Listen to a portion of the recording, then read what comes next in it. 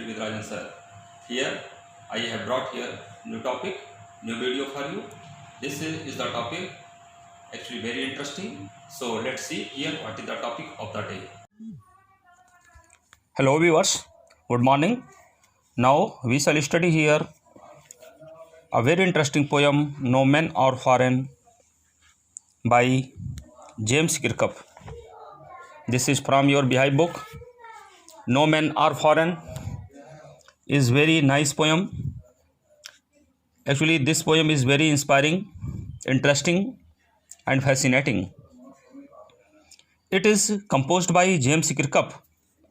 James Kirkup has been very distinguished poet in the field of English literature. Now we shall start poem. No men are foreign means कोई व्यक्ति विदेशी नहीं होता. इस poem में ये शो किया गया है कि एक व्यक्ति को ये नहीं सोच के चलना चाहिए कि मैं केवल एक ही स्थान, क्षेत्र या किसी राष्ट्र या देश से ही सीमित हूँ. उसको ये मान के चलना चाहिए कि पूरा विश्व, पूरा संसार मेरा ही घर है, मेरा परिवार है और मैं पूरे घर का सदस्य हूँ. तो वो कॉस्मोपोलिटन को लेकर चलता है, यानी कि विश्व प्रेमी वो माना जाता है. पैट्रियाटिक या मतलब देशभक्ति होती है, वो अच्छी चीज़ है, लेकिन कहते हैं कि जो पूरे विश्व को मानता हो, प्रेम करता हो. लियो टॉलस्टॉय थे रसिया के, वो भी इस बात को मानते थे. पैसिफिस्ट थे, वो शांतिवादी थे. तो कई ऐसे लोग आए जो इस बात को मानते हैं कि ये दुनिया जो संसार है या जहाँ के लोग हैं सब अपने ही तो हैं, सभी को ईश्वर नहीं बनाया है. नो मैन आर फॉरेन, कोई विदेशी नहीं होता. So start poem here. Let's start. Have you ever thought of some people as strange. क्या आपने कभी ऐसे कुछ लोगों को विचार किया है, सोचा है, जो और दिखते हैं, जो स्ट्रेंज दिखते हैं और अदर कंट्रीज या दूसरे देश के हैं, एज फॉरेन, जिनको हम विदेशी या अपने देश से बाहर वाला समझते हैं. We have many ways of thinking of other people as different from us as them. हमने ऐसे बहुत से तरीके को सोचा है, जाना है, ऐसे लोगों को देखा है जो हम लोगों से थोड़ा सा डिफरेंट दिखते हैं. They may belong to a different country. अब वो डिफरेंट कैसे होते हैं? वो इस तरह से होते हैं, वो किसी दूसरे देश से जुड़े हो सकते हैं, यानी कि दूसरे देश के वो नागरिक हो सकते हैं. और स्पीक डिफरेंट लैंग्वेज. हाँ, ये हो सकता है कि वो कोई दूसरी भिन्न भाषा बोलते हों. In this poem however the poet reminds us of the many ways in which we are all the same. इस कविता में इसलिए कवि ने हमें ये याद दिलाया है, ऐसे कई चीज़ों के बारे में समझाया है कि हम सब मिला जुला करके कैसे फिर भी सब एक समान होते हैं. For we are all human, क्योंकि हम सभी मानव ही तो हैं. So poem. Remember no man are strange, no country is foreign. Poet कहना चाहता है कि याद रखो, ना तो कोई अजनबी है, ना कोई विदेशी जो है, या कोई दूसरे देश वाला कोई विदेशी ही होता है. Beneath all uniform a single body breaths. भगवान ने जो शरीर लोगों को दिया है वो सबके लिए यूनिफॉर्म एक है, क्योंकि सबके शरीर है. उसी शरीर में सबके अंदर जीव जो है वो धड़कता है, उसी से वो इंसान जीव के रूप में पहचाना जाता है.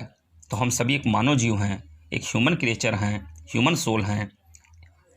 Like ours the land our brothers walk upon is earth like this.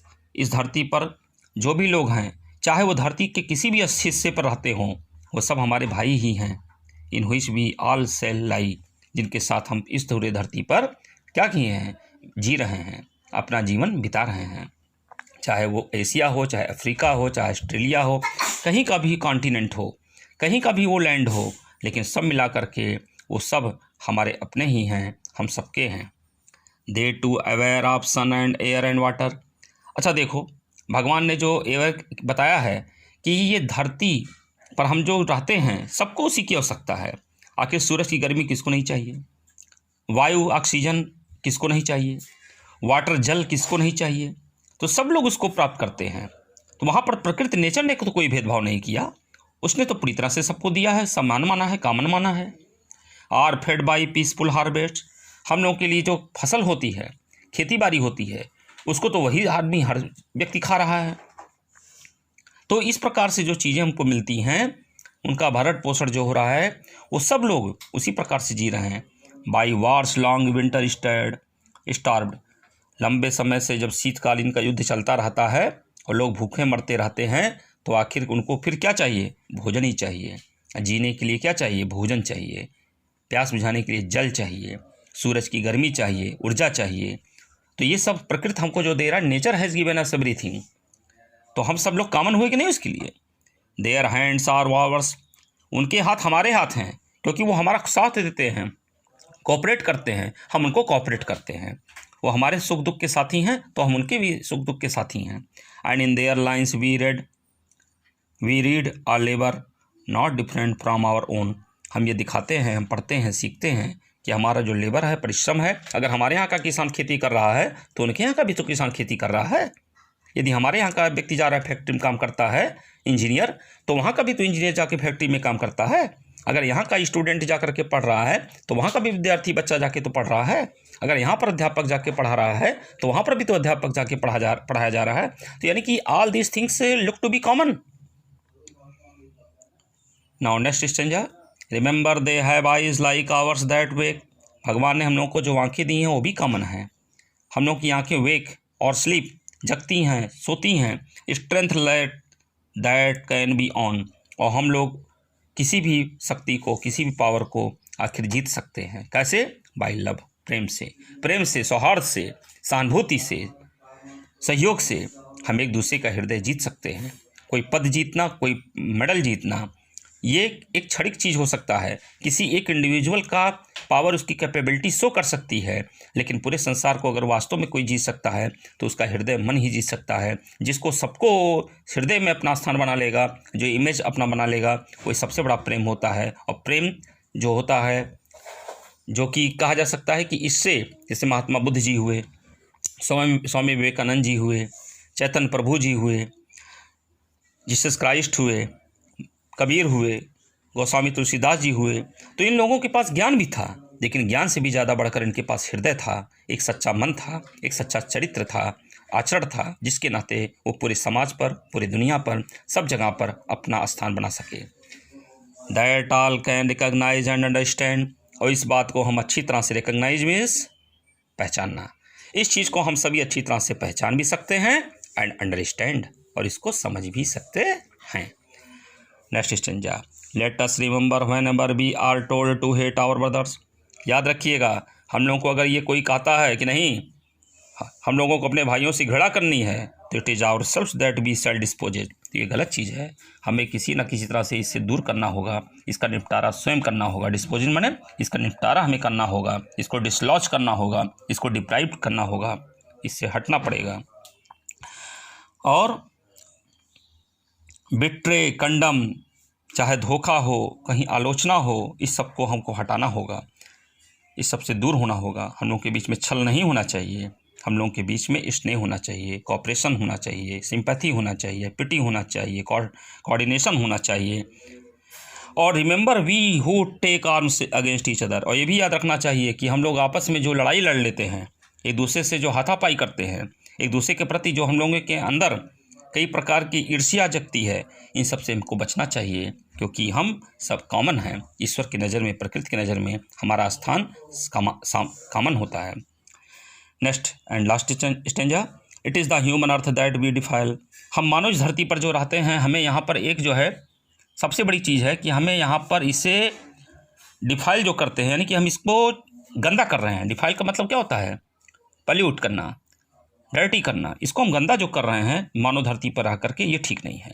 Our hells of fire and dust outrage the innocence. हमारे यहाँ पर जो इसकी स्थिति है वो नरक की तरह जैसे आग जलता हुआ हो, और जिस प्रकार से हमारी इनोसेंस होती है, मासूमियत, वो किस प्रकार से उद्गार भरती है। मतलब हम इस प्योरिटी को, हम इसकी शुद्धता को क्या कर रहे हैं? गंदा कर रहे हैं, अशुद्ध कर दे रहे हैं। आउटरेज द इनोसेंस का मतलब क्या हो गया कि वायलेट द प्योरिटी ऑफ, यानी कि इसकी शुद्धता को हम वायलेट कर रहे हैं, उसको हिंसात्मक कर रहे हैं, गंदा कर रहे हैं। ऑफ एयर, एक अच्छी हवा जो होनी चाहिए, जहाँ पर एक अच्छा एनवायरनमेंट होना चाहिए, that is everywhere we our own. ये एनवायरनमेंट हम सबके लिए होना चाहिए, क्योंकि हम सबका है। लास्ट में फिर कहते हैं पोएट, रिमेंबर, तो याद रखो, no man are is foreign. कोई भी व्यक्ति न तो विदेशी होता है and no country is strange, और ना तो कोई देश अजनबी होता है, क्योंकि हम सभी यहाँ पर एक हैं। सोक्रेटिस आप जानते हैं एक फिलासफर थे, एथेंस में इनका जन्म हुआ था, सुकरात। इनका भी एक लाइन कोटेशन है बहुत अच्छा, वो कहते थे कि I am a citizen not of Athens और Greece but of the world. मैं एक नागरिक हूँ, ना तो मैं एथेंस का हूँ और ना तो मैं ग्रीक यानी कि यूनान का हूँ, बट ऑफ द वर्ल्ड, मैं इस पूरे संसार का नागरिक हूँ। ऐसे ही अल्बर्ट आइंस्टीन ने भी पूरे संसार की चिंता की थी, ऐसे ही लियो टॉलस्टॉय ने पूरे संसार की चिंता की थी, गौतम बुद्ध ने, स्वामी विवेकानंद जी ने, इन सब लोग अपने देश में देशभक्ति भी रखते थे, लेकिन पूरे विश्व से सबसे प्रेम करते थे। यही रीज़न था कि पूरे संसार के लोग भी इन लोगों को हमेशा सम्मान करते रहे हैं। तो so we complete here the poem. I hope all of you will revise the poem and learn all the questions and answers. I will send PDF after some time. Okay, thank you, have a nice day. I've seen this video completely and thoroughly. I hope all of you will like this video. So thanks for watching.